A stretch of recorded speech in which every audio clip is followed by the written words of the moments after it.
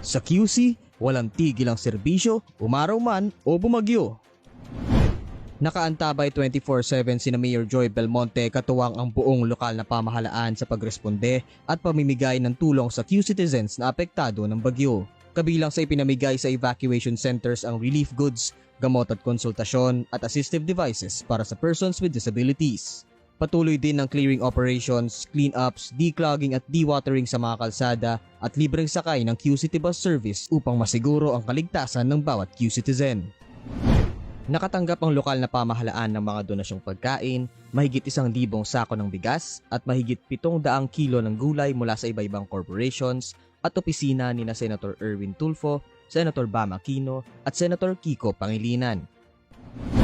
Tuloy-tuloy ang aksyon para sa kinabukasan. Nagsimula naman ang paghahanda ng lungsod sa gaganaping State of the Nation Address 2025 ni Pangulong Ferdinand Bongbong Marcos Jr.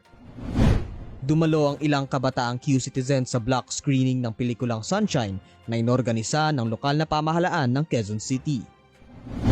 Binigyang diin ni Mayor Joy ang kahalagahan ng ating kasaysayan lalo na ang kabayanihan ng ating mga bayani sa ginanap na Bayani Bato Youth and Educators Forum para sa panibagong historical film na Quezon.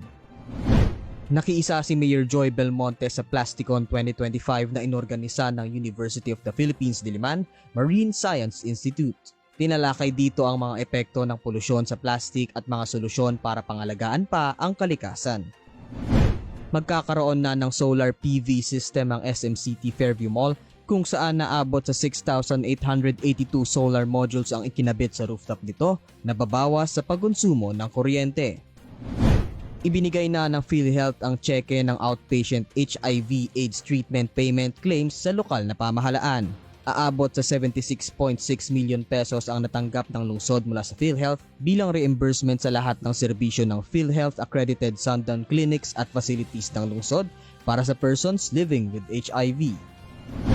Formal nang pumirma ng Memorandum of Understanding ang Quezon City Government, United Nations High Commissioner for Refugees at national government agencies para sa mga programang makakatulong sa refugees, asylum seekers, internally displaced people, stateless people at refugees returning home. Malugod na tinanggap ng lokal na pamahalaan ang pagbisita ni EU Ambassador His Excellency Massimo Santoro kasama ang EU delegation to the Philippines.